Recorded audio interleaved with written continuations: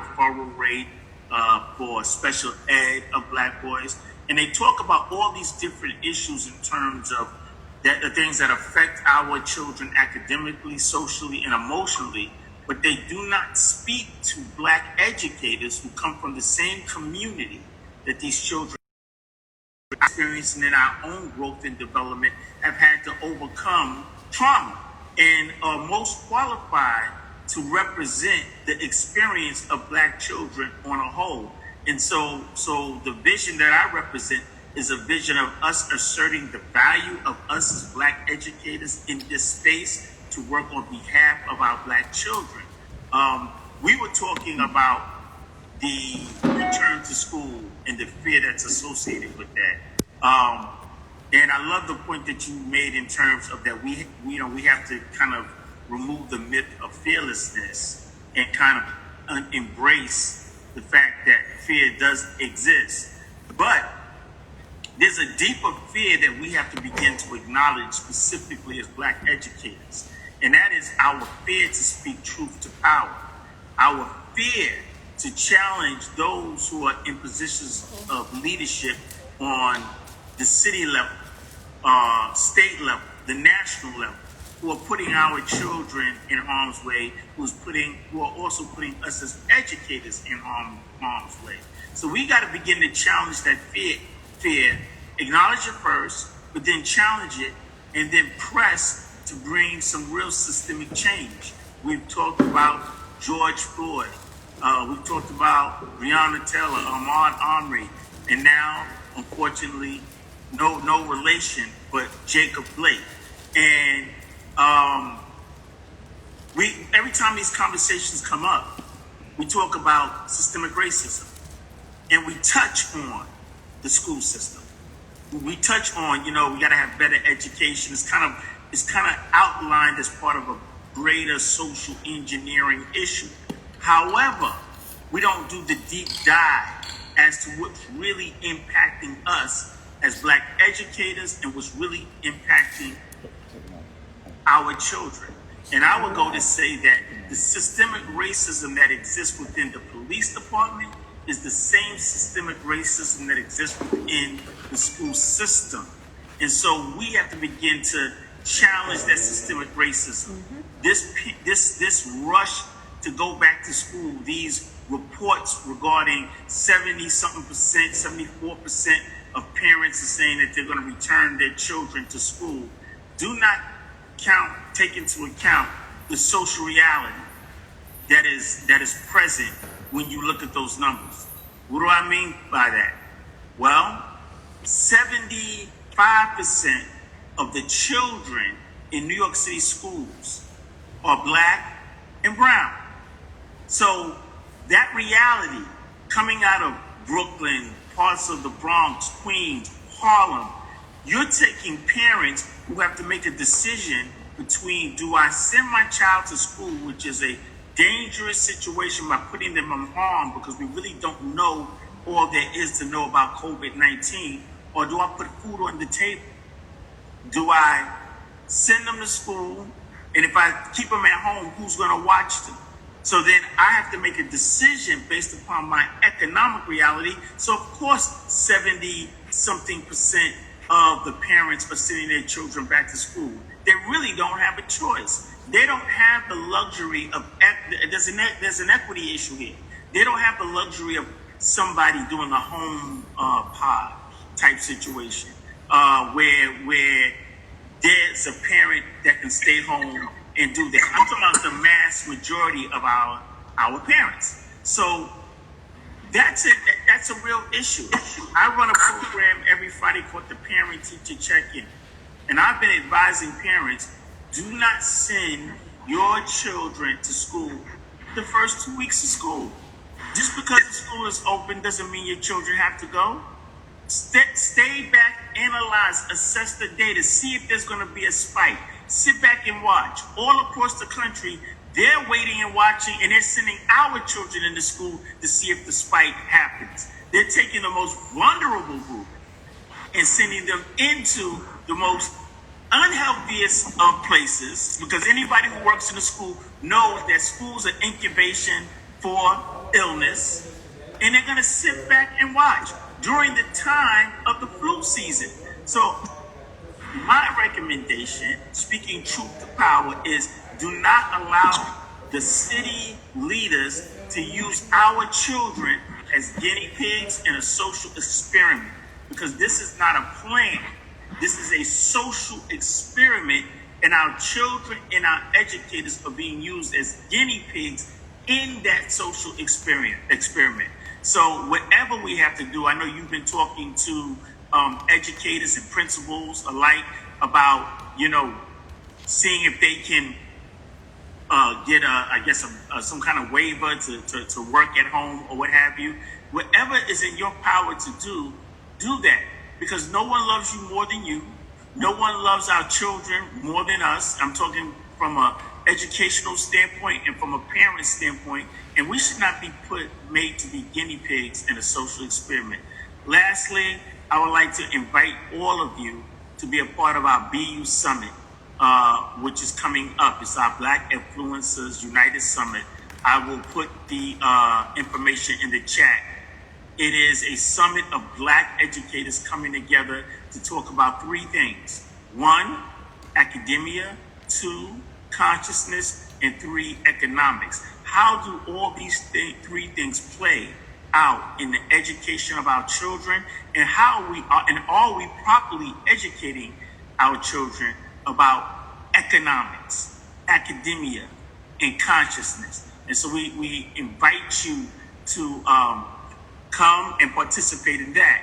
In addition, we have, if there are any principals on this line, a very special part of our program will be the VIP vendors pitch.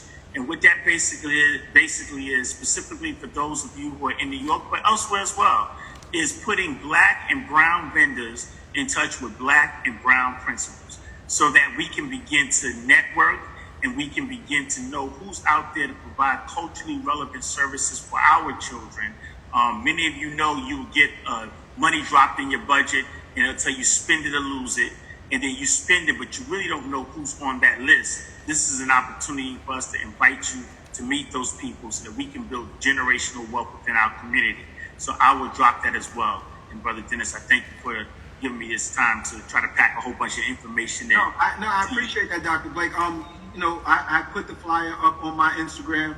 I will continue to cycle it through every day. I wanted to just ask you before I let you go, and then give some other people an opportunity to talk to you. What I want you to be able to do before you leave is to personalize that conversation. I know you mentioned about parents, and you tell them not to send their children to school for the first week or two, just to kind of check things out first. I need you to personalize that for the people in the room. I need you to personalize that for principals. I need you to personalize that for the educators in the room as well. I think it's a powerful message, but I think what always seems to happen is that leaders in particular seem to leave themselves out of that conversation. So maybe if you could continue to emphasize the importance of that, that'd be great. So if you don't mind just personalizing that conversation, that comment. Well, in a sense of, for myself, I can talk specifically for myself, that I have set up a situation where I've organized. So my work is, I work with principals, I work with schools. I'm an educational consultant, former principal, and so I'm in and out of the schools. I understand the weight, as you spoke about earlier, of sitting in that seat of principal. It's like you walk in every day and you're challenging your fear, especially if you're working in an urban environment where most of us, and when I say us, I'm talking about Black people, when we get into the position of leadership, they usually don't give us the healthy school. They give us the school that comes with challenges and immediately puts us in the role of change agent, whether we want to be a change agent or not. That's the role that we're in. So for me, I've had to reorganize and rethink about how I'm going to engage schools. I have had to think about my own personal, at-risk situation in terms of how am I going to navigate going in and out of schools, or am I going to do it remotely? Am am I going to present my PDs in a remote learning platform? Because I'm concerned about my health, and I'm concerned about making sure that I don't put myself at risk. I have a son who just went away to North Carolina A&T. Sorry, NCCU is where I went. That's my rival, so I got to think with him about that. But he just went to North Carolina A&T, and we had a long conversation about should he go, should he not go. North Carolina is currently spiking. He's of age where he's ready to leave the house. He's been inside the house during this whole pandemic, and he's ready to, step out and be a young man and experience life. But this is a real reality, so we have to have a lot of conversations. And one of the things that I always suggest, regardless of what your decision is to get information, ask questions, and then once you get the information, ask more questions. And that's what I had to do to get some level of comfort about him making that move. And I still, with all of that, worry. So it's a constant check-in, it's a constant engagement just as a parent. So that's how this impacts me on a personal level. But here's what I want you to tell them, though, Dr. Blake. Talk to the principal. Talk directly to the principal and tell them what is some suggestion. Give them one suggestion that they can do for themselves the first week or two of school to make sure that they stay safe. One thing. The one thing you can do to make sure that you stay safe is not go in. I mean, there's because I only pause on that because there is no other surefire proof that you are safe when you walk into that building. So the one thing that you can do is stay home. And I know that sounds crazy, because you got a system telling you that you have to go in. But this is a matter of, it's a hell of a choice, but it's a matter of life, your life, living, putting yourself at risk, and your commitment to your students. And that is a social, emotional, traumatic decision that a school leader would have to make. But I would say that stay home. Wait like the parents are waiting. And let me just say this to you. Have you ever seen, and this is to everybody, the commercial, the Emblem Health commercial? Yeah, I keep on preaching this. The Emblem Health commercial, there's always this commercial where it's like an older man and he's like, I used to take care of my daughter, but now, ever since I've gotten a certain age, they pay her to take care of me. So, principals, you know that in the beginning of each year, monies come to your school that are attached to those students, right? Pupil per expenditure dollars that go with the student. The question I have is, why are we not thinking outside of the box? If they can pay someone to take care of their elderly person, why can't we look at who's in our community that could be paid and then take that same money and resources, place it there, and allow them to educate them in areas that are not crowded? When we know that we got 33, sometimes 40 students in one class on a regular day. So my whole thing is that we have to start to begin to think outside the box. We have to advocate. We have to push. But bottom line, brother, I wish I could say, you can do this, put your ask on, do this, you can do that. Stay home. There you go. You know what? But if you decide to go on, hey, Kyle, you in here, Kyle Brown? I want you to take one of these with you, Dr. Blake. Hey, yes, Kyle. I'm right here. All right, so, we talked last week. Some people weren't here. So you want to let us know how you protecting yourself over there? I know you ain't going back. I know you're not going back because you in Newark. But I want everybody to take a look at how my man was about to go back into school. Yes. Yeah. Yes, sir. That's how he was going to do it. Hey, the military, they have their shields and everything to protect themselves. We had to have ours, the face mask and the shield, if I had to be here. Absolutely. Well, again. That's how I was coming back too. Who's That's that? how I was coming back too. That's Sakina. Sakina, that's Wow. wow, because Sakina's also in Newark. She's out there in Newark. We got a donation of 256 pieces of this from the Jersey City Rapid Response Maker group. We were featured on Inside Edition. They played our district out. It was like a 15-second clip. But anyway, they featured Chancellor yesterday. But this is how we coming back to. That's what's up. Hey, Dr. Blake, man, I know you got to go, brother. Thank you so much for coming. You know, you and I got plenty of work to get done together. We got there's an event that I want to plan in the next week with you and a couple of your folks, David Banks and a few other people. So we're gonna do some real big things together, man. Thank you so much. I wish I could stay longer, brother. Thank you so much for having me. I came in last week. I will be on these calls, just taking notes and being a student of all the knowledge that is in this room. Brother, thank you so much. Thank you so No, much. sir, you cannot be a student because Dennis will absolutely call you out. Right. And you know, the same way he's calling everybody else out, there's a lot that all of us can learn from you. So we appreciate the fact that you were able to come on today. And then, you know, I know that you said you got a role, but I saw that you put the link in for the summit. Can you just quickly, in 1 minute, talk about the summit and then go? Sure. So this summit, let me just tell you why I'm so excited about the summit.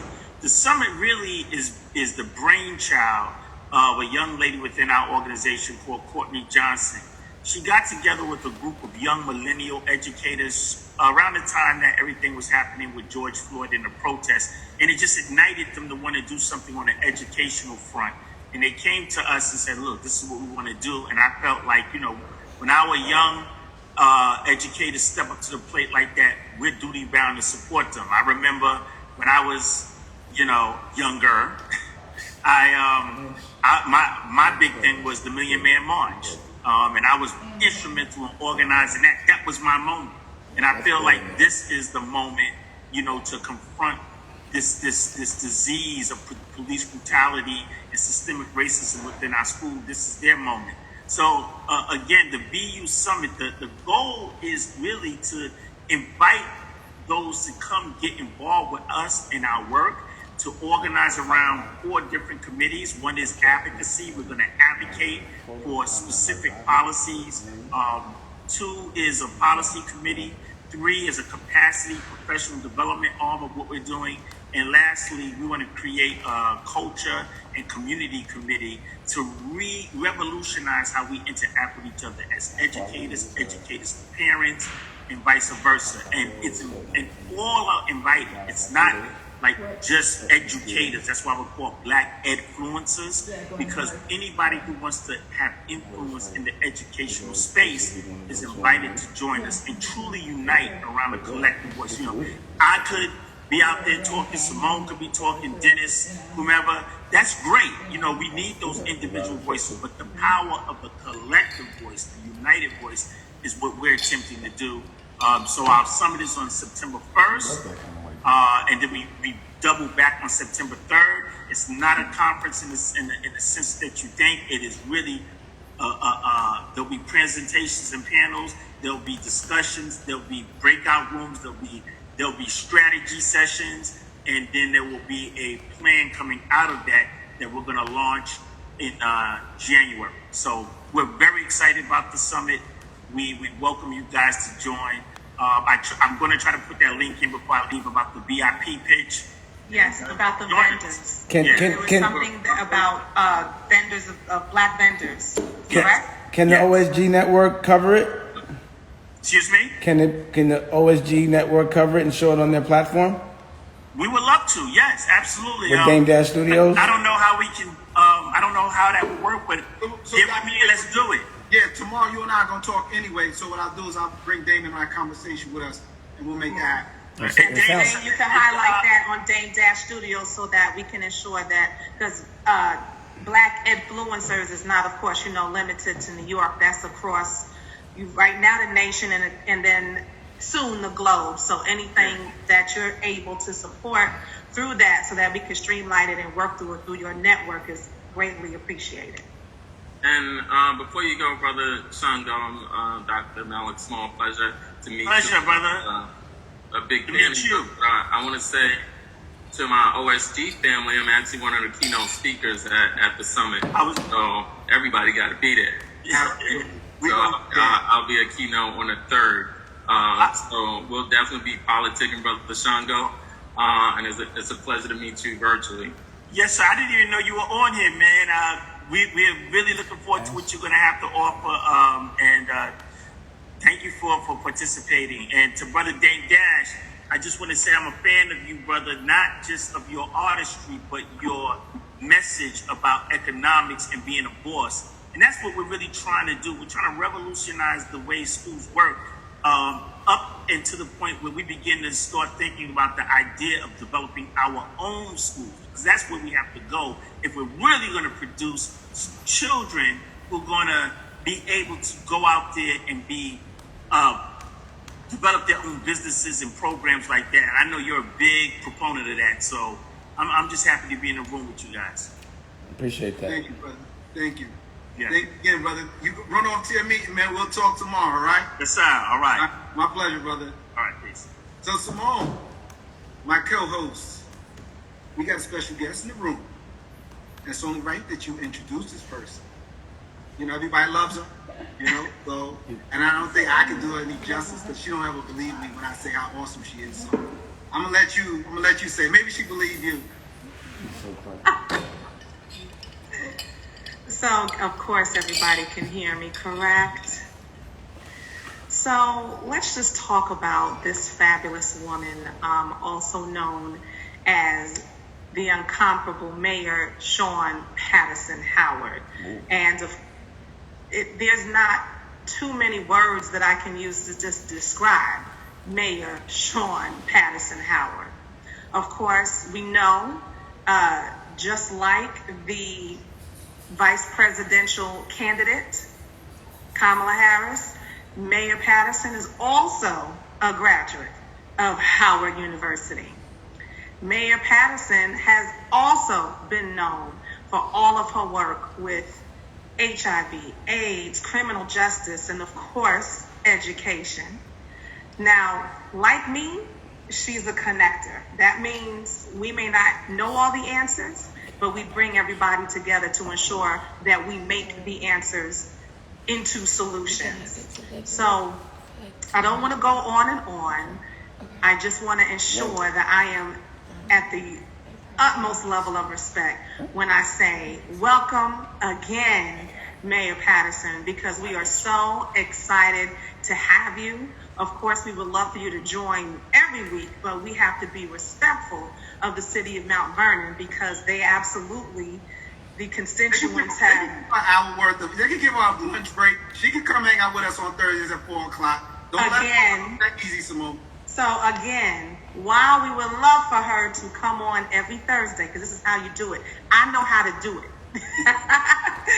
We definitely acknowledge that your work is first and foremost to the citizens of Mount Vernon. So while we would love to have you on more than just Thursday, I yield to the work that you're absolutely doing phenomenally in Mount Vernon. So it is without further ado. What you doing down there? Tell them what you're doing down there. Tell them what you're doing down there.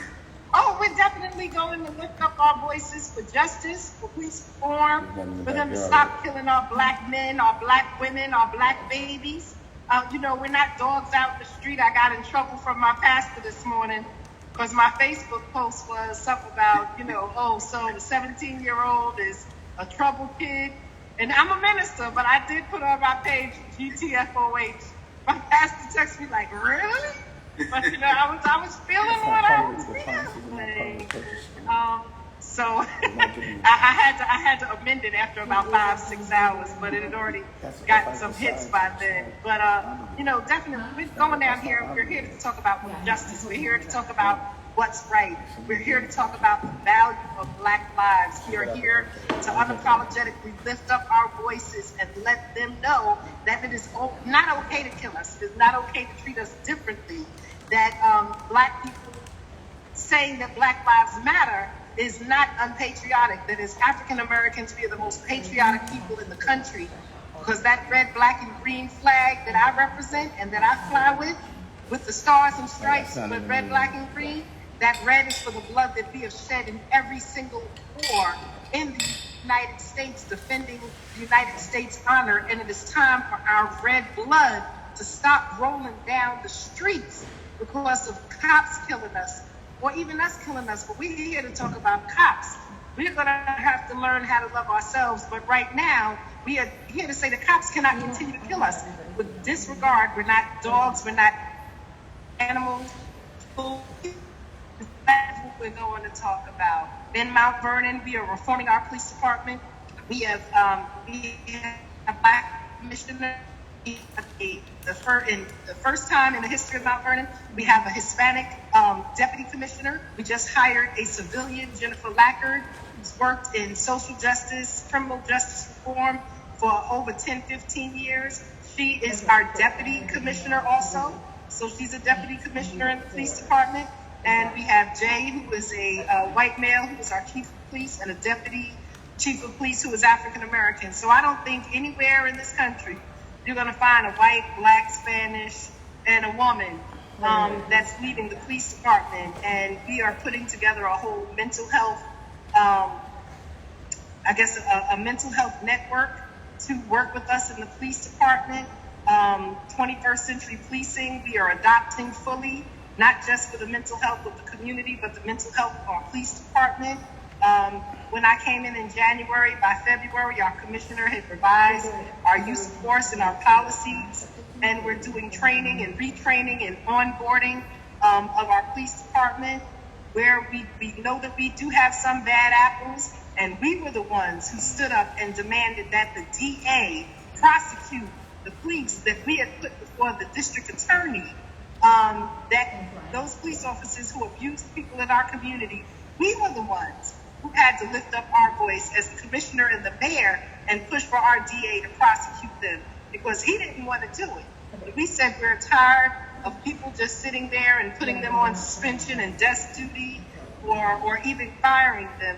We said the same energy, that same energy that the district attorney uses to prosecute and to overcharge people in our community, we needed him to use that same energy to help us get rid of, not just get rid of bad cops, but to prosecute bad cops. And I think we said it so loud and for so long that he lost his primary to become DA again to get a second term. He only got about 30-something% of the vote. So, we're not apologetic. We're not playing. Do we still have challenges in our police department? Yes. Are we dealing with the challenges in our police department? Yes. We also have some incredible officers in our department, and so we're going to continue to lift them up. But, we can't talk about what other people do until we make sure that our house is right, and that's what we're doing. It's not going to be overnight, but we are pushing play, and other mayors around the country that are doing the same thing, and Mount Vernon is just committed to being the change that we talk about and that we're going down here to protest about. Well, Mayor Patterson, just really quick. I mean, I've been discussing with the principals the fallacy of fearlessness, and that we lead, we take on these roles as leaders, and we've been told we should be fearless and we should go in and solve all the problems, and we should deal with all the melee and the chaos in our buildings. And during this time of this pandemic, you have principals in the room who are struggling. They're struggling with the thought of going back into the New York City public school system or other school systems across the country. And while this pandemic is still a big issue in our communities, do you have any words of encouragement, or do you have any words of advice or recommendations you could give to those that may be struggling with that choice that they have to make about going back into the schools and stuff like that? I know you as a mayor, every time you're all over, not only Mount Vernon, but you're all over the country. And I know that somewhere in your mind, there's always a thought that something bad could happen. Can you just talk really briefly about what that feels like to lead, knowing that there is the potential of something happening? Absolutely. It's not easy leading in these unprecedented times. People can talk about whether you've been a principal for a day or you've been a principal for 20 years. We have not dealt with what we're dealing with today. You're dealing with national social unrest. So it's kind of feeling like anywhere between 1963 and 1968. We're dealing with a global pandemic that we haven't seen in 100 years. So we have that going on. We're dealing with serious economic decline. So, that's something that is happening. But the mental health and the emotional wellness of the community is at an all-time low because everything in our community is. So if you want to write this down, there's something called VUCA. It talks about the VUCA environment, VUCA. So we're living in an environment now that is volatile, uncertain, complex, and ambiguous. Volatile, uncertain, complex, and ambiguous. And that is very difficult to lead in. And so as leaders, we have to make sure that we're educating ourselves, that we're looking at best practices. I know you're working on your school safety plans. You're handing them into the state. You're trying to get them approved. And so as you move forward, if you're choosing to go back to school and you're working with your teachers, your parents, your children to come back to school, we need you to take that uncertainty, complexity, and ambiguity and be very honest about it. And based on the information that you have, and that's what all the time I said, we're in times where the answer we give you today may not be the answer that we're giving you on Monday because the information is changing. And we can only make the decisions based on the information that we have at this time. And we can be honest with our information is only as valuable as what we know. And each week, the story changes. So as leaders, you have to provide vision. So that's to move about television. You have to provide understanding and help people understand the decisions that are before them and help them to weigh their options. You have to provide clarity in how you move in the school year. And then you also have to be agile. You have to be able to be honest enough to say, as we get more information, our decisions and our options might change. So we're going to go from volatile, uncertain, complex, and ambiguous to having vision, providing understanding, and being very honest and authentic about your understanding of the situation, providing clarity as to how you're going to move forward, and at the same time saying that our truth today might be a little bit different tomorrow, so we have to be agile. If more information comes out, if we see that we're having a spike in cases around COVID, then we're going to have to move and we're going to have to change. If we're talking about it, and I appreciated what the brother said, because one of the things that I was saying to our superintendent is we want to look at the different churches and the community centers. Those places, all of them have some type of community room. Is there an opportunity to participate and work with these organizations to provide alternatives to classroom participation? Because there is no way that you're going to be able to socially distance, and even if you're bringing half of the kids back to the classroom, there's just no way that you can do it. What I can offer you is I have a friend who is a principal investigator for the New York State Department of Health, and his full-time job right now is to review the school safety plans that are being sent into the state across New York State. And he can probably come on maybe next Thursday. We can see if we can get him to come on next Thursday and share with you some of the best practices that he's seeing. But even though he can come on and share that, like we said, everything can shift. We're planning for contingencies, and then you have to have contingencies for the contingencies.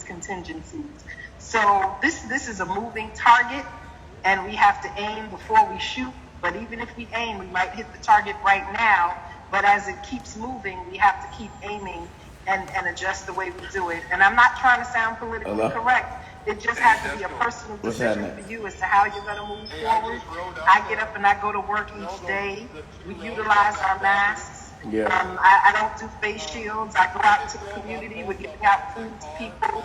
We're dealing with big crowds and open spaces and sometimes closed spaces, you know, and I go out kind of armored up with prayer and my mask, and there's days that I'm very, very vigilant, and then there's days that I find myself, because in my office suite, we really not wearing masks within the office suite, and then I'll go out into the hallway and I'm like, oh my God, I gotta get my mask, you know. I think because I've been out every day since March, that I guess my anxiety has decreased, but I have to make sure that I don't become sloppy with it, because I'm a big girl. And so obesity and all of that stuff are co-occurring disorders that we don't want to deal with. And I don't want to bring anything home to my family. I've already had COVID. I was an asymptomatic carrier. I had a very minimal symptom somewhere. I have antibodies, but we don't know how long those antibodies. But we do have to be careful. We have to be careful. We have to be realistic. We have to be prayerful. And people have to make the best decisions that they can make for themselves. You know, I wish I had something better than that, but I can't tell you don't go back, because I don't pay your bills and I don't have any place to hire you.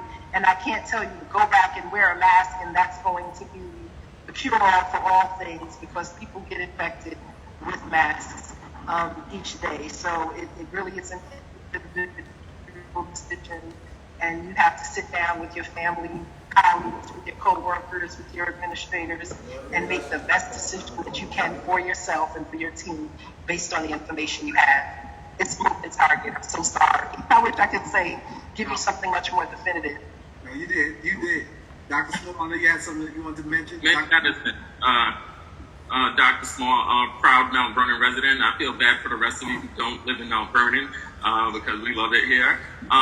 But as a principal, which is a job title, but school leader, which is a calling, what is the message that we should be communicating to our parents who are now really partners in the business of education, and they now bear a tremendous burden to now be co-teachers and to now deal with their own children in a way they've never dealt with before? How do we continue to message a message of support and empathy for our parents? As educators, so I'm going to step back as a parent for a minute, because I was PTA president for my daughter when she was in 7th and 8th grade. And one thing I always said is we have to be for the kids, but we're asking parents to take over education for their children that most of them are not prepared to take over. I have degrees and advanced degrees. My husband has degrees and advanced degrees. And I had meltdowns when my daughter was in 4th. Math, the new math that my mother said we had. So we struggled in school. What tools are we providing those parents with? Are we doing in-schools? Are we doing parent universities in the evening and on the weekends? And I know you said, well, we asked for this extra work. Well, we're asking the parents to do extra work. As parents, they're supposed to raise their children, but none of us ever believed that we would be tasked or forcibly tasked to educate our children.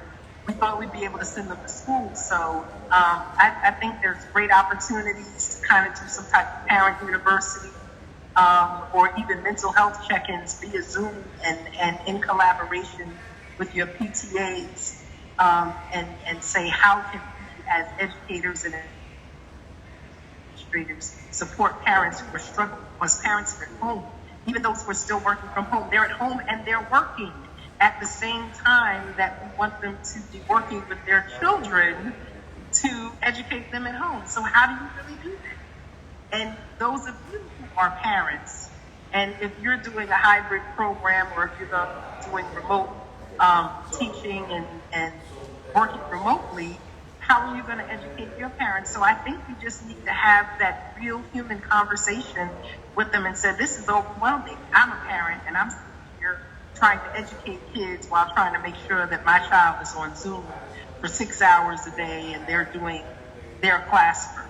And it's very frustrating and it's very overwhelming. And, you know, if we need to do something twice a week in the evenings to provide support for parents via a Zoom platform, whether it's to help answer questions, help them understand, give them tutorials around how to use some of the online platforms, or just allow them an opportunity to say, I am overwhelmed, I feel woefully unprepared, and I'm really frustrated and confused. Oh my goodness, the people on the highway are bugging out in this traffic. They see the mayor. They see the Honorable Mayor Patterson, so everybody's honking at you. Oh my, I don't know what they're doing. Did you pull them? Oh, we have somebody falling asleep on the highway. My God. So, yeah. Well, Mayor Patterson, we know, I know sometimes you just want to just come on OSG and just sit. You know, but we couldn't allow that this time. We haven't seen you in a couple of months, so we want to make sure that we got some words of wisdom from you, and we appreciate you. You know, please stay on as long as you can. Like I said, moving forward, we'll do our best not to bother you too much with questions and having you talk. We want you to enjoy this, you know, this opportunity to be amongst us and things like that. So thank you so much. You know, we love you. You are an honorary member of OSG. And know that there are times that I also, like it was said by the other one, I want to be the student, because being on here and listening to you as academic leaders, even though the school district is not under my purview, it allows me to hear things from an administrator's standpoint, or, you know, in this setting, and it will allow me to be supportive of administrators in my district, as well as go and have conversations from a different vantage point and with a different understanding with my superintendent. And then as a city, it helps us to understand how our youth bureau and our Department of Recreation can partner with schools on a city side. I said when I was running that I wanted to create a culture of education within our city. And, you know, off school grounds and out of school time is just as critical to a child's education as to what they're doing during the school day. So how we are supporting our kids after school hours is going to have a great impact on them. And we really want to make sure that we are reinforcing and we're drilling down and we're providing an extra layer of support to what you're giving them to advance and accelerate our commitment to our educators and our. Thank you so much. Thank you. And Mayor Patterson, of course, if you have not already received your honorary OSG shirt, I'm pretty certain that Mr. McKeezy will ensure it is hand delivered. Yeah, Mr. McKee, I didn't have my hat, my shirt, you know. I'm feeling a little wet. Don't. I'm getting ready to put his hair up in the ponytail. He will not make us look bad. We want to ensure. And we can have one for you in black and white. We can have one in your sorority colors. We can have one in whatever you want. So Mayor Patterson, please feel free to continue to be here with us. I'm sure that there may be other questions. We do acknowledge that your time is precious, but we absolutely preserve the time that you're here with us. And I think you've already answered some of the questions that I had, because you talked about, you know, promoting the action of what we can do as educators, as well as, you know, our next steps. And so definitely just the duality of the VUCA, and I put that in the chat for everybody. I think just looking at that as both educators as well as parents, because that's something that I can absolutely think about as a parent as well as an educator. So that's a duality of identity that we all, or most of us, share. I thought that that was phenomenal. So thank you for sharing that with us, sis. Thank you. So you also happen to mention, and we also have another member here that mentioned that they did have COVID experiences. And from our last meeting that we had, I was one of those people who was on the fence about ensuring my productive health as well as my mental stability around whether or not I was going to put in the request for reasonable accommodations that both of my medical professionals had strongly encouraged and suggested that I do. And as a result of last week's meeting, I did enter the information. I was approved. So on Monday, I will be reporting exactly where I've been reporting since March the 23rd.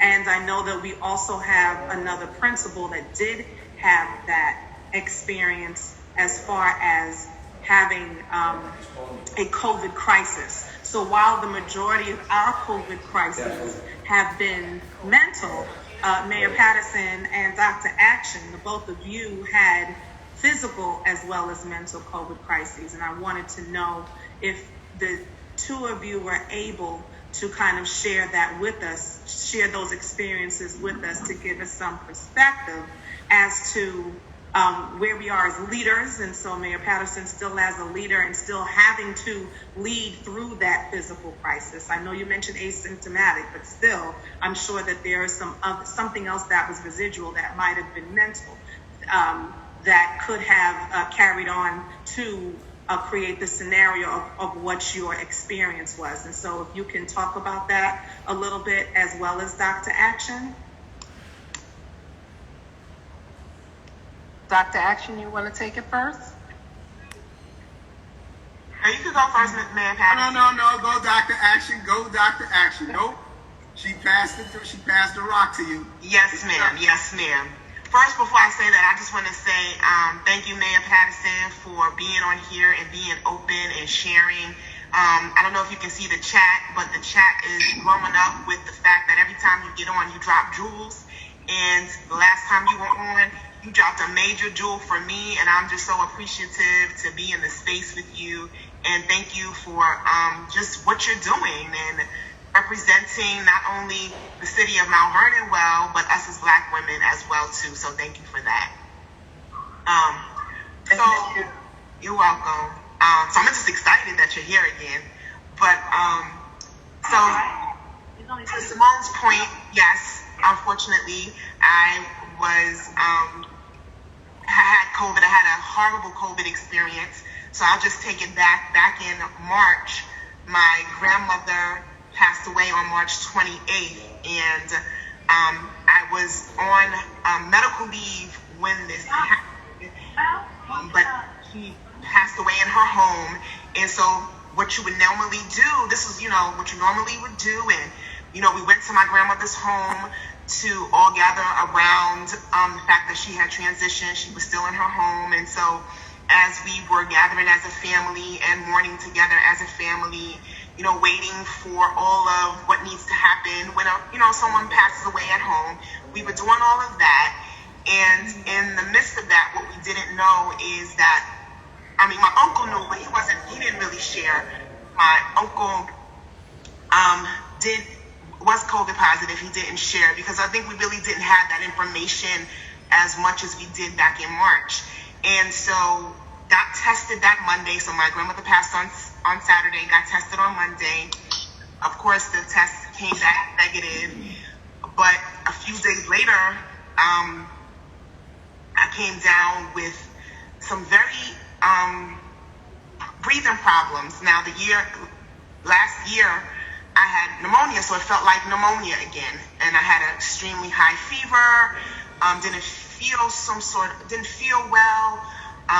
If you would speak to my husband said he would be like at least 2 feet or maybe a foot from me, and he could feel the heat radiating off of my body. But I didn't think I had COVID because the test came back negative. So I was like, well, I don't have it. I'm just having another case of pneumonia. And so we went to the hospital, and they kept me in the emergency room, and they took an x-ray of my lungs, and they said, well, we see a little spot, so we're just going to treat you for pneumonia. Still not saying that I was COVID positive. I'm going to just put it back on it. At the time. And so sent me home with medication to treat pneumonia. I just thank God that I have a primary care physician who is extremely proficient at her craft. She's extremely knowledgeable, my primary care physician. So when I called my primary care physician and I told her what was going on, she was like, no, that sounds like you have COVID. And she said, you stay quarantined for the next 14 days and we're going to keep in contact with you. Well, during that 14 days, it went from bad to worse. Still didn't know I had COVID. I just was like, oh, she just thinks it sounds like it. It just sounds like symptoms. But it went from my lungs feeling like every time I would take a breath, every time I would breathe in, it felt like someone was lighting a match in my lungs. Like it was on fire. Like if I took in a real deep breath, it felt like my lungs were going to combust and just burst open. And I know I had asthma, so I'm like, this is not an asthma attack, because an asthma attack feels somewhat different. So this just felt like and I've had bronchitis, but it just felt like like it was just all of the dendrites and whatever you want to call them, bronchial tubes. I'm sorry, all the bronchial tubes were just lighting on fire, like just lighting on fire every time I took a breath. And so I knew I couldn't take a deep breath because it was hurting. So I just would lay down and take, little small breaths. I always, make light of it by saying, if you watch the movie Harlem Nights, and he was like, take small breaths. So that's what I would do because I knew I couldn't take these deep breaths. So I went through that and the fever wouldn't break. So this one particular day when the fever was extremely high, I would take some medication and I would get on with my staff. I take the medication because, I'm a principal and I'm leading the charge and I'm being this fearless leader. So I would take the aspirin and the fever would break and I would get on Zoom and be like, hey everybody, how you doing? Welcome, we're here, we're having a great day today and this is what we're going to do for the kids and this is what we're going to be and that's how we're going to lead. And as soon as it would over, I would text my APs, I can't do it. And I would Zoom off and then my APs would lead it and then the fever would come back and I would pop it and I would get back on and I would be the leader that, we say we're going to be or we know that we need to be or our positions require us to be, so we believe. And then one day it was just so bad that I couldn't get out the bed and I started hallucinating. I started having severe hallucinations and I thank God that I'm a believer in God, that I've walked with God and I know He is a healer. And in that hallucination, if you ask me, I screamed out for His help. My husband said I ain't saying nothing. My husband said, you were quiet the whole entire time. But I screamed out and was calling on Him because I knew at that moment it was not going to be pretty. And so I called out, and after that happened, the fever broke, and I was fine. No more fever after that. Let me not say fine. No more fever after that because the fevers were extremely high. But for the next 3 weeks, I had severe headaches, like somebody was pounding my head. Severe headaches to the point where I was taking ibuprofen, I was taking anything just to get the headache away, take the medication, the headache would go away, and I would come back on Zoom. And I would be like, all right, guys, come back. I mean, just going through this motion of being this leader that I'm going to say me, have created for myself. And then when that was all over, my primary care physician was like, now go get an antibody test so we can make sure, we can see if it was COVID or if it was something else. So when I went to go take the COVID antibody test, yes, it was COVID and I have antibodies in my system. But what I will say is I'm thankful I didn't know that while I was going through it because I probably would have had to struggle like, oh, I'm going to die versus do I have a flu or something else, right? So that was that particular piece. So because I experienced that, and I'm still not 100%. I still have I don't know if you've heard about COVID feet, but there are some times where my nervous system's on the bottom of my feet, I'll get like this reaction and I'll have little red spots on the bottom of my feet and red spots on my hand, and I'll just take an allergy pill and it'll go away, but I can feel it'll be really tingly because they do say that the virus connects to your nervous system and it's trying to latch on, but I believe I'm 100% healed, 100% whole, and that's going to go away too. But I'm very strong and very adamant when I speak to my colleagues and speak to people. If you have an underlying condition, then the best thing that you can do for your school, second, the best thing you can do for yourself and your family is stay home, because as I shared with Simone and I shared with my colleagues, is that your husband can't get another you, your wife can't get another you, your children can't get another you, but your school can get another principal, your school can get another leader. And we know that people mourn for at least 12 days who really don't know you. But your family members will always mourn, and they will always remember. And they will have that feeling of loss and despair. And my youngest daughter also, I'm a good leader. Not to say a good leader, but I'm a dedicated leader. And I'm a hands-on leader. And my daughter has seen some of the trials that I've experienced. And she was like, Mommy, I can't wait till you retire, because she's seen how the trials and tribulations I've gone through to turn around a system for Black and brown children. And God forbid I go back in September, and God forbid I catch it, and God forbid I don't make it through this time. My daughter would even hate education even more. So as I say, my job when I stand before my Creator is not going to be how much my students were like, oh, she's a great leader, she was a great principal. But God is gonna, for me, my God is gonna say, what does your children say about you? Because that was the ministry that God entrusted me with. My two biological daughters and my two bonus children. So that's 4 bonus babies. 4 children that God entrusted me with, that I have to be able to stand before my Creator and say, I made decisions for them.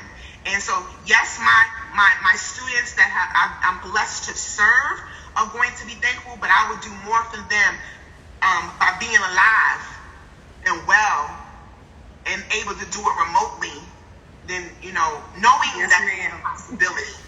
Yes, knowing ma'am. that there's a possibility, because I already went through it and I experienced it.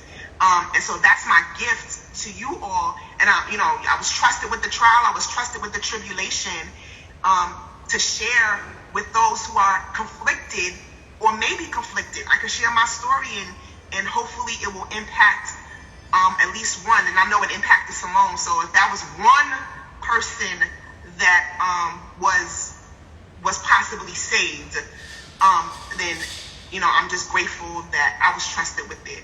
But that's my story, and it's nothing to play with. It's you don't even know if you have underlying conditions. You don't even know if you're asymptomatic. You don't know what could possibly happen if you unfortunately you catch it. But if you have underlying conditions, then you definitely know that you're at risk. And sometimes we don't even know that we have the underlying conditions unless it hits us, because we have people, again, like Mayor Patterson, who said that she was asymptomatic. And so, Anissa, thank you so much. And again, this is not a conversation that still just ends here. I will absolutely share that when I was texting Anissa and I was speaking to other members of OSG, I kept saying, as I am submitting, but it took me a few minutes before I clicked submit. Anissa reminded me, we have literally been traumatized to believe that all we are supposed to do is sacrifice, and that we are not in a place to take care of ourselves. And so that conditioning of the mind is one that's very real. And so whether we have the physical or the not, or whatever kind of symptoms, even if they didn't show itself as devastating as how Anissa mentioned, it's very real. And one thing that Dennis said to me, I said, oh my goodness, my heart is beating fast and I don't know why I'm breathing, hard. And he said, at least your heart is beating and you are currently breathing. And from that is when I said, click. and just that alone, I had everybody in my life that was saying enough except for me, but I'm grateful for, the support of you guys as well as other people, so that I would really step out of the fear, because we are talking about fearlessness. And how many times have we really heard our fearless leader, our fearless leader? Again, that's the conditioning that we are not supposed to express or even feel any kind of fear. And so, Mayor Patterson, if you could talk a little bit about your journey, because I heard you say you've been out of the house since March. And while you are very intentional about your work in still being there face to face with the community, you are still a COVID survivor. So can you speak a little bit about that? It's so interesting because maybe I need to stop using the term amen, but it's based on what I understood at the time. Later on, because at the very end, it's the fevers and the chills and the flu-like and pains and the aches and difficulty breathing. I never experienced that, but I did experience the fire in my chest and in my throat. And I did experience the crippling headaches.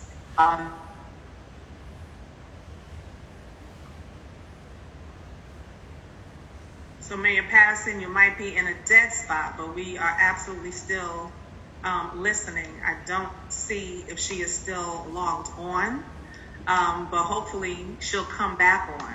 But what I did hear. Okay. There you go, sis. You are back. It's still a little bit low, but you're back. Okay, so what happened? I crippling headaches. And I had sore throats, burning throat, and some burning in my chest. But I just, attributed it to being tired, to being overwhelmed, and just kind of kept going as we do, because that's what you do when you're a fearless leader. Having worked in public health for many years, I knew that I was taking universal health precautions and making sure that, I wore my mask, because if by chance there was something wrong with me, I didn't want to pass it on to others. But I never felt that I had COVID, because I didn't have the typical symptoms. And so going in and out of work and being around my colleagues, we were careful in those early days because everyone was running around with those N95 masks. But when it came time and the antibody test came out, I wanted everyone around me to get it. It was interesting. I drive around in the car and I'm in close proximity to my security detail. They all came out antibody negative. My husband, my daughters at home, they were all antibody negative. So they didn't get it, but I had it, and I had a high antibody load, which means that I probably had a high viral load when I wasn't experiencing the typical symptoms that we were looking for. One of the things that I did, because I wanted to put a regular face to this, is that I did share on my Facebook page and with the media that I had tested antibody positive.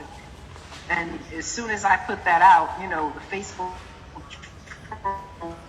media polls, there are people who don't like me, automatically started saying in Mount Vernon that I had been patient zero and me using out masks, that I had infected hundreds of people in our community.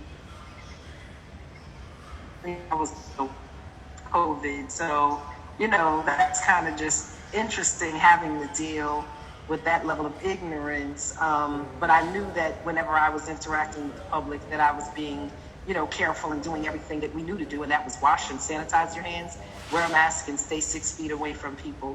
And we practiced that very diligently. But the mental part of it was the worrying. I don't know if I was so stressed out during that time that I just needed to stay busy, because my husband and both of my daughters were at home. They were working at home since the end of February, and my husband and one of my daughters since March. And they really didn't go out except to go to the supermarket or something like that. So I know that if anything came into the house, it was going to come in via me. So I wanted to make sure that I was careful not to hurt my family. Wanted to make sure that in City Hall we had a very skeleton staff. But I definitely still had that superwoman syndrome, that we had to be there. We had to do what we needed to do. And as a leader, it was overwhelming, because we were we got new vocabulary. These are unprecedented times. We're making decisions based on what we know. Taking extreme cautions. And then the word that came out that really bugged me out was fatality management. When you're in a community and Facebook becomes death book, and you're making phone calls to your staff who are sick at varying degrees, and we even had some people who were on ventilators. Thank God we didn't lose any of the staff in Mount Vernon, but there were people who in the process of doing their jobs did become infected. And so as the leader, I had to call them all the time and check on them to make sure they were okay. But then we had to deal with an inordinate number of deaths in the community. So there was no time to think about myself. And I think my immediate staff, we just all went into crisis mode and tried to take care of our families and our community, because we had bodies laying in refrigerated trucks behind our hospital. All of our morgues were full, and people were having to wait over a month to even have a funeral where you were just doing a drive-by. So, the mental impact of it, I don't even really like to talk about having COVID, because I don't feel like I suffered enough. I feel people went through so much that, who am I who made it through relatively easy, and from what I knew, asymptomatic? How could I complain?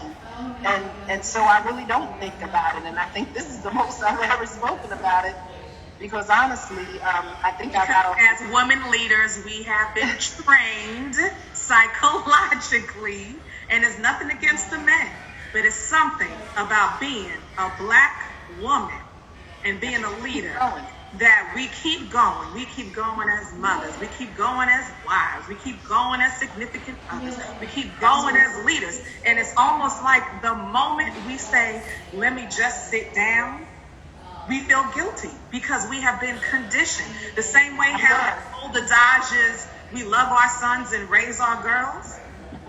We gotta cut it out. So and I said to my staff the other day, I told them, I said, I am tired. They was like, well, girl, you need to get some rest. I said, no, I'm not sleepy. I'm tired. I'm exhausted mentally, emotionally, physically, spiritually. I am exhausted. I'm a minister, but yet we have not been in the church for 6 months. And, Bible says, forsake not the assembly of yourselves together for a reason. It's in that collective worship experience that you do get something different. So yes, we can pray and we can worship at home, but to deal with my stress, church is a place where I get strength. So not having that, not being able to go out to the movies, mall, shopping, spend times with friends, we are quarantine fatigue. And I think that's what you're seeing and what so many are experiencing. It's quarantine fatigue. And even though our communities are open much more than they were back in March, April, and May, we're still not back to quote unquote what we have experienced as normal. And so yes, that's why people are having big backyard parties and pool parties, because everyone, knows COVID to an extent, but people want their lives back. And so there is this very hard balance between, I want to go on a vacation, I want to go and have our community and our cultural festivals, I want to be able to hang out with our friends, and we want to get back to life as usual, and not knowing if we'll ever get back to life as usual. And so when I talk about that uncertainty and the complexities, and my conversation with my staff, I haven't cussed with the literal words, but very, very strong, is before we had to help people survive COVID, and now as leaders in the city, we are responsible for making sure people don't get infected, because we don't want Mount Vernon to spike in numbers and then the governor shut down our whole region, and people look at our little community and say, yeah, y'all are backwards and y'all are stupid with your Black leaders, and here you are now messing it up for the region. So there's a lot of pressure to be COVID cops and the compliance cops, and shut down restaurants and shut down backyard parties and shut down and monitor what churches are doing and what are they doing in restaurants and barbershops and beauty parlors and everything. We're going in there constantly and either shutting people down or warning them, but we can't even take them to court because the courts are closed. So we can threaten people, but we have no opportunity to do enforcement around almost anything. And so there's a lot of stress. And so as you go back to school and every day you're trying to monitor what's going on with teachers, and as you see rising numbers in your school, it is going to be overwhelming. It is going to be very difficult. It is going to cause you a lot of sleepless days and nights, not that you haven't already had them, but as you are back into the mix and as things do open up, I want you to really, really be prepared for this level of personal responsibility that you're going to feel, and then the level of responsibility that your teachers, that administrators, that parents, that school district officials, that city officials are going to put on you to make sure that you don't have spikes and get infections in your school. But at the end of the day, we're not in control of any of that, but you feel responsible for all of this. All the time. It is overwhelming. It is in our DNA as women. It's in our DNA. Mm-hmm. It's in our DNA from the creation. Adam's first relationship was with God. Eve's first relationship was with Adam. And so her love, her attention, her responsibility, and accountability went to the mate. And that's part of the reason as far as the DNA of how we're made. And you know, I'm looking in the chat to where even people like me nurture, lead, and care more than anyone else can care. So yes, a blessing and a curse. So I just want to just say thank you to you, Mayor Patterson, as well as you, Dr. Action, for sharing those stories, because we do have a number of people that are saying, can we please share the story? This gave me a whole new perspective, which is very important about those of us that have to go back, that may not be, that may not necessarily fall into reasonable accommodations. No matter what city or state that you're in, we have to go back, whether virtually or in person, with a certain perspective where we will no longer be traumatized by fearlessness, and that we have to understand as men and women who have been given the ministry of ensuring that our children are educated and safe, that we have to be okay with not being okay sometimes. If I could say this, because you deal with another unique experience, and I keep hearing this, and so I want to make sure that we even lift this up. There's so much pressure on administrators and educators to reopen schools, because we know that schools are the safe zone for so many of our children, that home is where the danger is. Sexual abuse, domestic violence, drinking, drugs, unsafe neighborhoods, food insecurity, and that children need to come to school so that they can eat, the mental and emotional wellness of the children. And so there are a lot of people that are really trying to guilt educators and schools into reopening. And then, I mean, forget the summer slide. We've always worried about the 6 to 8 weeks that our kids are out of school during summer. And our kids have been out of school now for 6 months. And so we know that our children already are academically disadvantaged, and that so many of them, the digital divide is very real in our communities. Not all of them have their own devices. They might be sharing devices. They might have a parent that's using their device to be on Facebook. And in some places, they're saying the percentage of children showing up on the virtual learning is 10%. And all of that's really, really true. But, you know, you have to find a way to balance the guilt, the pressure, and the reality of what you need to do for you and your family. And everything just has to be considered. Like I said, there's no real answer. But the biggest things that you can do is have the conversations that you're having here. Because no one's an expert in something we've experienced before. And we're trying to figure our way through it, whether we're leaders or not. And I think sometimes people will respect you more when you are very honest and just say, I'm a leader and I'm trying to lead, but I have just as many questions, not more questions, than you do. It's so right about information and make this decision. And I think if you are just honest like that, then people can respect that. Yes, I agree. I been having ongoing parent meetings, as we all have been having ongoing parent meetings, and I'm the first to admit, I don't know. We wait for the guidance. But even if we don't know, it's really, we've been in such control so much that we're not yielding to the one who's ultimately in control. And so when people have this loss, this feeling that they cannot control things, all this uber anxiety has been happening. And I'm sure you've seen it amongst, your personal and your professional life the same way that we all have. But, another thing I share is that I'm fine with leaving my unknown life to a known God. So I say that to whomever it is that you serve. But again, your unknown life is just that. We take things minute by minute, step by step, day by day. And ultimately, when you start exercising faith that things will work out in the end, hopefully that will absolutely alleviate some of the anxiety. And then, Anissa, you said I had to call out, whether it was verbally or in the spirit, you had to call out. And that was part of the moment that you recall when you begin to feel better.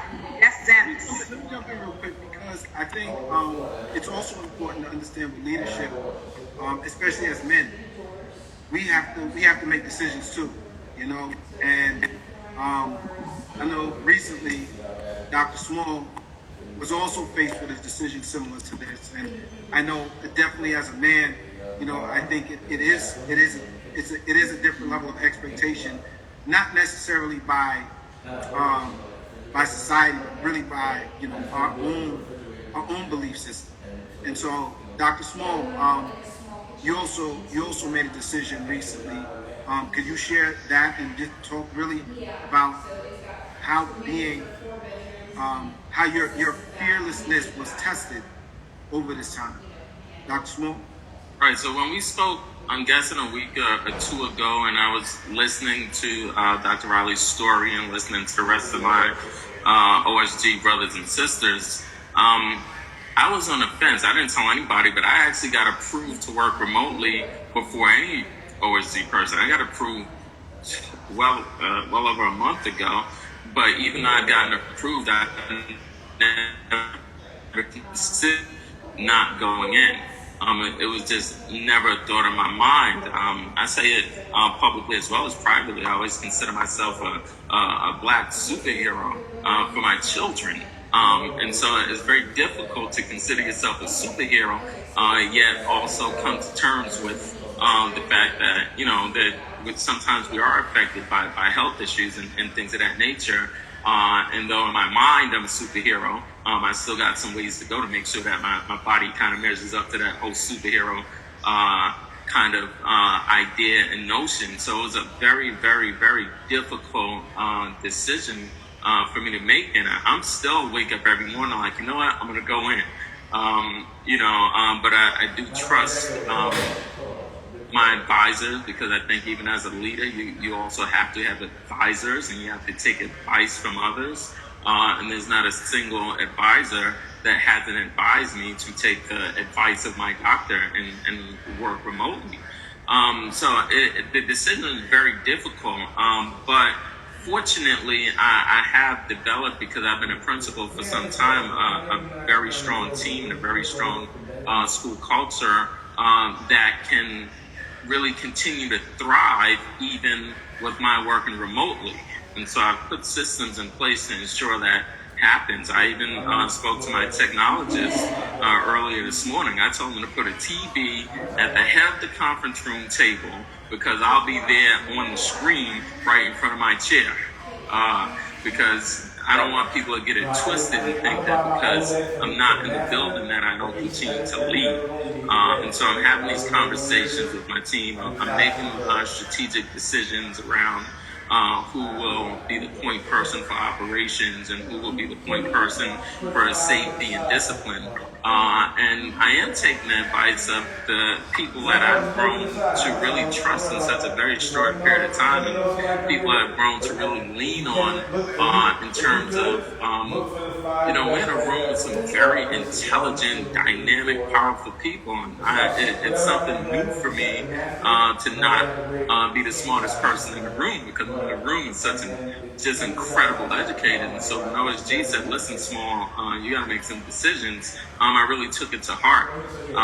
And so I still will continue to lead, albeit remotely, but continue to find ways to ensure that I can do so effectively and strategically in a way that'll ensure that I can survive this, because we do have families, and it's not even really for me. I would feel bad if I brought something home to my household or to my family.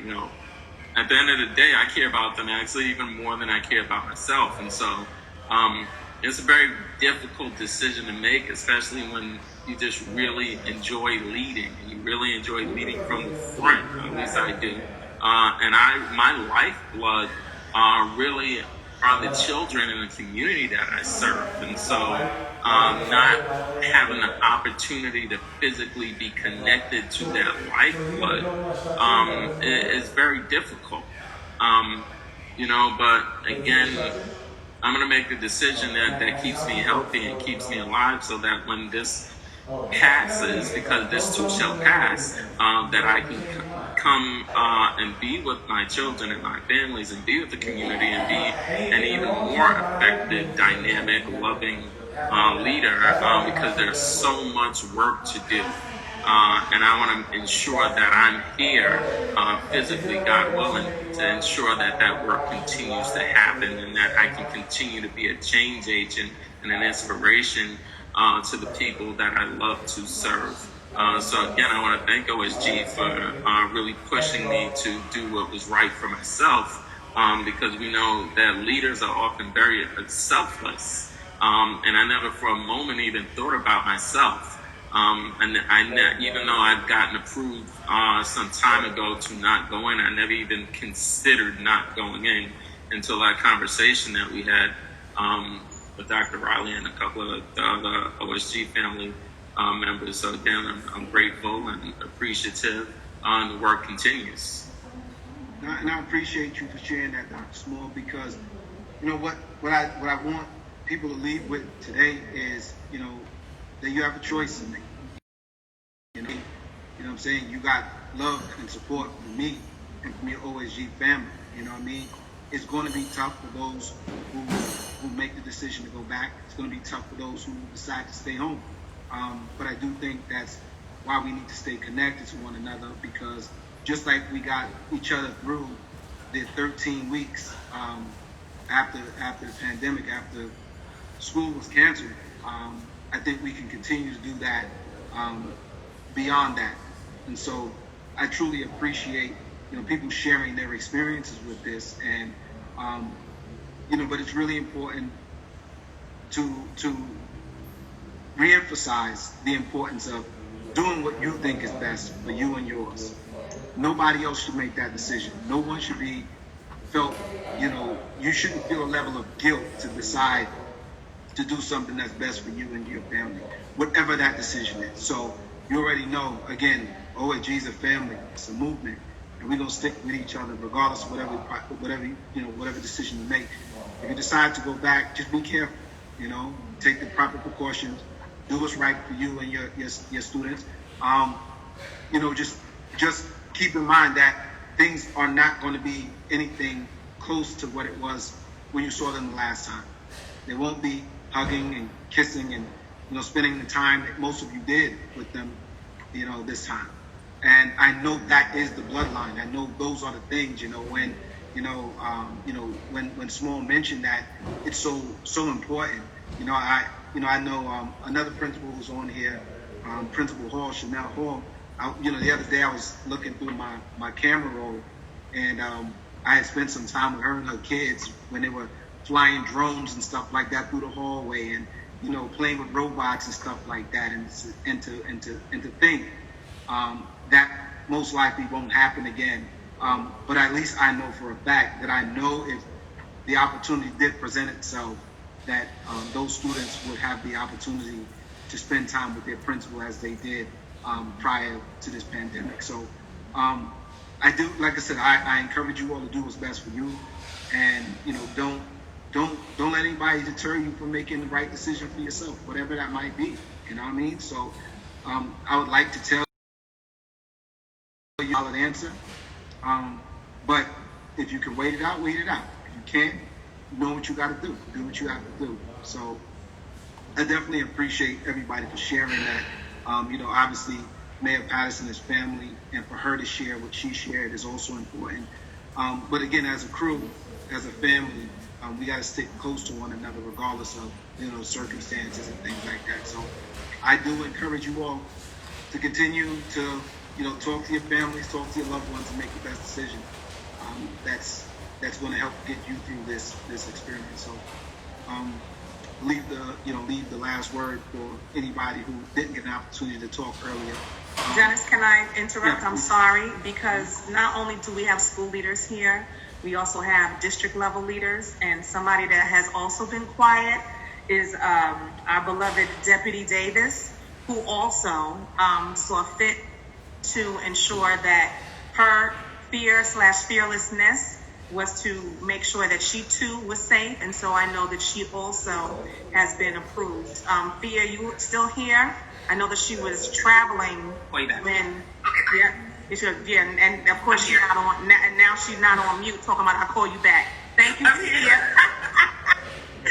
And so, because I know that a lot of us are speaking from a school building leader perspective, it helps because you have a different perspective, albeit, we're so excited that we all got promoted with you July 1. But as the deputy superintendent, who also has made the decision to exercise your right of taking care of yourself and being fearless enough to put in for reasonable accommodations, can you speak to us from that lens as well? Yes, ma'am. I exhaled hard as I was talking just because, I'm committed to showing up and being excellent and to maximizing this opportunity to serve the children. But, with my medical history, I had to have a serious conversation with my brand new boss and say to her, I'm going to work hard for you and work hard for the children, but my medical history and talking with my doctors and my cardiologists and all kinds of things, I need to make this request. So I actually just put in the formal request because it's different for us and how we submit. I'm awaiting approval, but I want to be able to continue to serve them and be healthy, and so I needed to make a choice. And I learned the hard way that if you don't, my first week as a teacher or first month or so as a teacher, I got sick. You're not ready for the germs, and I couldn't get out of bed, and I still lived at home, and I might have been 22. And my mom said to me, if you drop dead, I won't get a new daughter, but I promise you there'll be a new English teacher at your school. And so that always stays with me, and it resonates for me, and I needed to make the decision. I will serve and stand for excellence for children, but I will have to do so and make this request for this accommodation to be safe and to make sure that my pre-existing conditions don't, make me vulnerable or worse, and so that I can prevent to the best of my abilities contracting this virus. And so I made that decision, and it required me to pray and reflect. That takes a lot of courage, Bia, because again, I know you're another one who would be approved and probably won't say nothing until you are forced to make a decision.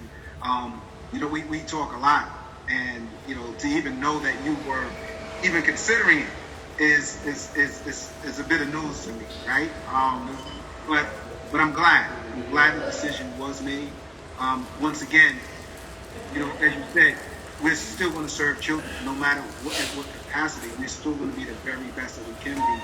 And most of you who did this remotely the last 3 months or so did it just as good as you did, if not better, than when you were actually in the school building, because things stayed connected. Students stayed connected. Families stayed connected to the best of your ability. And I just know that you have nothing but love for the people that you are serving. But remember, again, serve yourself as well. Don't feel guilty about that. And as I say, I do have the experiences, and I do have at least the memories of the things that I saw happening in schools before this. And so I hope that one day we'll get back to those things. But if not, let's try to find creative ways to still have fun with the job and to still find ways to connect to children and families, albeit a little bit different in terms of less physical contact. But let's do the best that we can to still enjoy the job. Anybody else? Well, it's been really quiet on the Dame Dash front today. I'm a little shocked. Well, Because Big Brother Dame has really been a proponent of ensuring that we are protecting ourselves, whether or not we, can or cannot go into buildings. He has from the beginning said, I don't know how I would feel, what I would do if something happened to any one of you, especially since, as Mayor Patterson put it, we're feeling the pressure to reopen because of a myriad of issues that may be inside of the home or for somebody's job or to stimulate the economy. So, Dane, where you at? well, yeah. I'm so quiet today. You good? Well, really, what was just happening was I was just crying over a friend that died, and my friend Stan, and I haven't been able to deal with that. So I was, I cry over my friends. It hurts, and I consider all y'all my family and my friends, and I'm telling y'all, man, like, I don't want to cry over none of y'all, and that's, I'm not gonna beat a dead horse in the head, but. I think some of y'all understand and y'all doing what y'all need to do, but either way, I'm gonna do what I gotta do.